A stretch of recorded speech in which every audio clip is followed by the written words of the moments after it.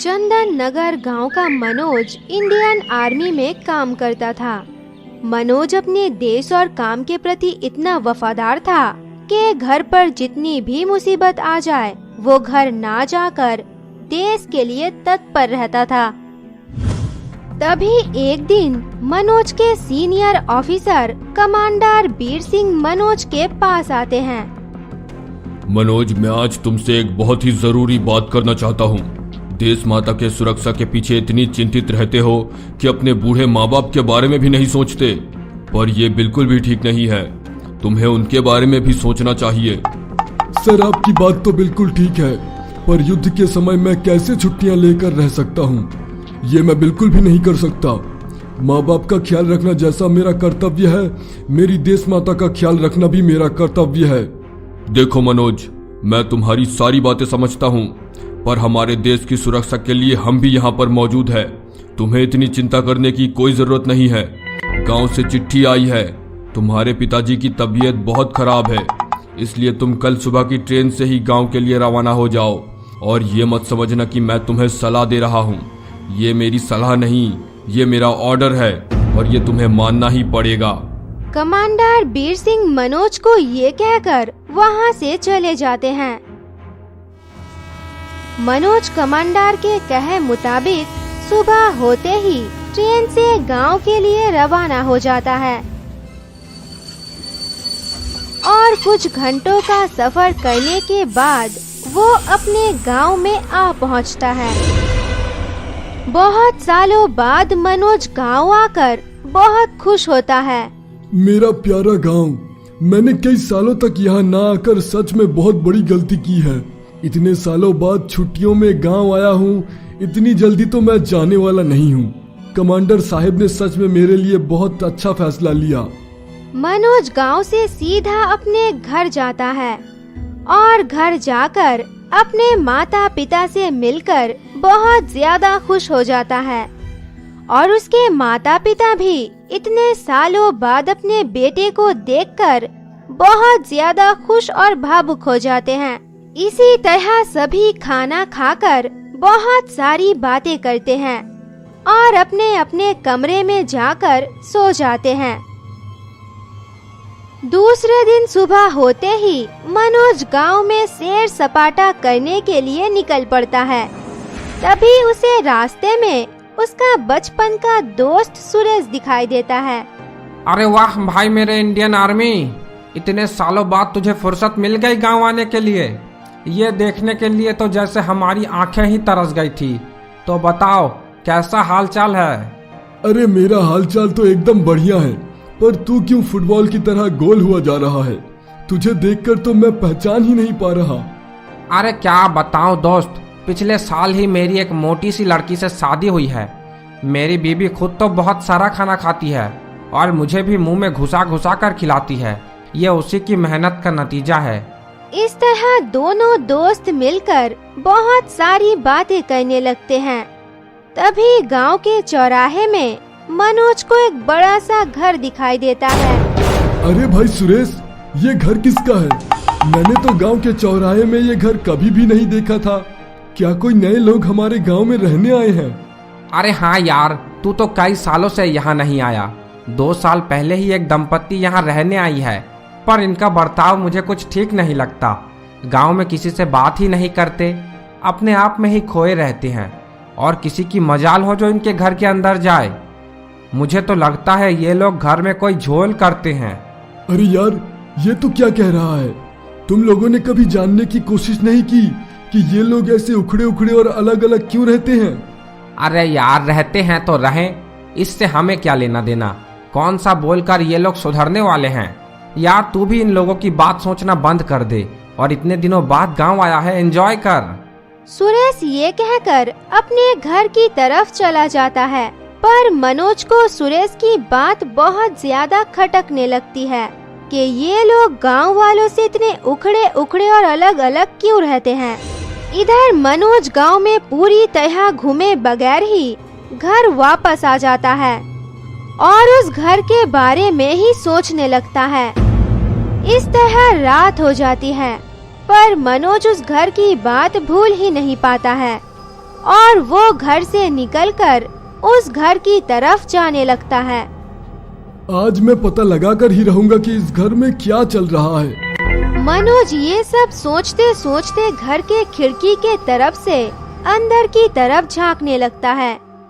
तभी मनोज देखता है घर के अंदर एक लड़का और एक लड़की नकली दवाई बना रहे हैं और आपस में दोनों धीरे धीरे बातें भी कर रहे हैं।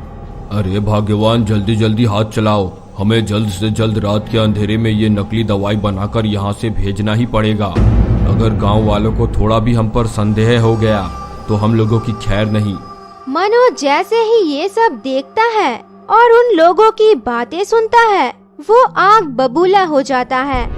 ये दो पति पत्नी हमारे गांव में रहकर नकली दवाइयों का कारोबार कर रहे हैं और किसी को इस बात की भनक तक नहीं। ये नकली दवाई हमारे देश के लिए कितनी हानिकारक हो सकती है, इसका अंदाजा किसी को भी नहीं है। मुझे किसी भी तरह मेरे देश को इस नकली दवाई से बचाना ही होगा। अगर इसके लिए मेरी जान भी चली जाए तो भी मुझे कोई गम नहीं। मनोज ये कहकर दरवाजा खोलकर घर के अंदर चला जाता है। इधर मोहन और मीना मनोज को घर के अंदर आता देख हक्का बक्का रह जाते हैं और अपना अपना हथियार निकालकर मनोज को मारने के लिए आगे बढ़ते हैं। इधर मनोज भी देशभक्त इंडियन आर्मी का सेना था। उसे अपनी जान से ज्यादा देश की फिक्र थी। मनोज अपने दो हाथों को ही हथियार बनाकर उनके साथ लड़ाई करने के लिए आगे बढ़ जाता है। तुम दोनों की इतनी हिम्मत, तुम मेरे गांव में रहकर मेरे देश को खत्म करने की तैयारी कर रहे हो। क्या तुम लोग नहीं जानते ये नकली दवाई कितने लोगों की जान ले सकती है? अरे ओ कलमुँह है बंदर जैसी शक्ल वाले इंसान, मैंने तुमसे नसीहत नहीं मांगी है। इंसान मरते हैं तो मरे, हमें इससे क्या। हमें तो बस पैसों से मतलब है। इतने सालों तक किसी गांव वालों की हिम्मत नहीं हुई हमारे घर पर झांकने की, पर तेरी इतनी हिम्मत, तू दरवाजा खोलकर घर के अंदर चला आया। अब देख हम तेरा क्या हाल करते हैं। मोहन मनोज को ये कहकर अपने हाथ के लाठी से वार करता है। इधर मनोज भी खुद को बचाने और देश के लिए उनसे लड़ाई करने लगता है। इस तरह लड़ाई करते करते आखिर में मनोज देश के लिए अपनी जान दे देता है। अरे भाग्यवान, इस करम जले को तो हमने रास्ते से हटा दिया, पर इसके शरीर का हम क्या करेंगे? अगर किसी गांव वाले ने इसे हमारे साथ देख लिया तो बहुत बड़ी समस्या हो सकती है। अरे पतिदेव, आप तो हर वक्त डरते रहते हैं। इस वक्त डरने का नहीं, समझदारी से काम लेना होगा। चुपचाप उसे उठाइए और जंगल की तरफ ले जाकर फेंक दीजिए। हमें क्या पता इसे किसने मारा है। इधर मोहन अपनी पत्नी के कहे मुताबिक मनोज का शरीर लेकर जंगल की तरफ जाता है और उसे जंगल में फेंककर घर वापस आ जाता है। मनोज मरने के बाद भूत बन जाता है और जंगल से सीधा अपने दोस्त सुरेश के घर के बाहर जाकर दरवाजा खटखटाने लगता है। अरे यार, इतनी रात को कौन हमारे नींद का सत्यानाश करने आ गया? रात को कोई शांति से सोने भी नहीं देता।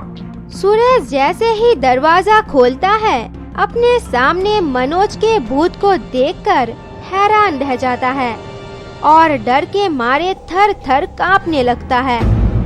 यार तुम मुझसे डरो मत, मैं तुम्हें कुछ नहीं करूंगा, पर तुम्हें मेरी एक मदद करनी पड़ेगी। अरे यार, मैं तो हर वक्त तेरी मदद करना चाहता हूँ। तू ये बता, तेरा ऐसा हाल किसने किया? हम लोगों की सुबह ही तो मुलाकात हुई, अचानक तेरे साथ ऐसा क्या हो गया जो मुझे ये सब देखना पड़ रहा है? यार तो ठीक ही कह रहा था। गांव के चौराहे में जो दंपत्ति रहते हैं वो आम लोग नहीं हैं। वो लोग नकली दवाई का कारोबार करते हैं। मैंने उन लोगों को रोकनी चाहिए और उन लोगों ने मुझे मार डाला। हमें किसी भी हालत में उन लोगों के गैंग का पता लगाना होगा। न जाने वो लोग कहां कहां पर फैले हुए हैं। यार सच में ये तो बहुत ही बुरा हुआ तेरे साथ, पर तू बता मैं तेरी क्या मदद कर सकता हूँ? ये बात तो सच है, अगर उन्हें रोका नहीं गया तो वो हमारे देश के लिए बहुत बड़ा खतरा बन जाएंगे। यार तू अभी इसी वक्त पुलिस के पास जा और सारी बात कहकर उन्हें गांव के चौराहे में उस घर में ले जा। तू मेरे लिए बस इतना कर दे, उसके बाद सब कुछ मैं देखता हूँ। इधर सुरेश मनोज के कहे मुताबिक पुलिस को लाने के लिए चला जाता है। और मनोज उस घर के अंदर जाता है। मीना और मोहन मनोज के भूत को देख के बहुत घबरा जाते हैं और पीछे के दरवाजे से भागने की कोशिश करने लगते हैं। तभी मनोज अपना हाथ लंबा करके उन दोनों को पकड़ लेता है। अरे जाहिल गंवार इंसानों, जिस देश में रहते हो उस देश को खत्म करने की कोशिश करते हो। अब देखो तुम लोगों का मैं क्या हाल करता हूँ। तभी सुरेश घर के अंदर चला जाता है। पुलिस भी एक भूत को घर के अंदर देखकर डर जाते हैं और चुपचाप दरवाजे के पास खड़े रहते हैं। मनोज का भूत उन दोनों से उनके ग्रुप के बारे में पूछने लगता है। मोहन और मीना मनोज के भूत के डर से ग्रुप के बारे में जानकारी दे देते हैं। ये लीजिए सर, आपका गुनहगार। जो काम आप लोगों को करना चाहिए उसे मुझे करना पड़ा। इन लोगों ने अपने सारे गिरोह के बारे में सब कुछ बता दिया है। अब आपकी जिम्मेदारी है इन सब के साथ उन लोगों को भी पकड़ना और हमारे देश को नकली दवाई के कारोबार से बचाना। अगर इस काम में कोई भी लापरवाही हुई तो मैं फिर आऊंगा और आप लोगों की बैंड बजा कर जाऊंगा। जय हिंद, हमारा देश अमर रहे। मनोज का भूत ये कहकर वहाँ से गायब हो जाता है।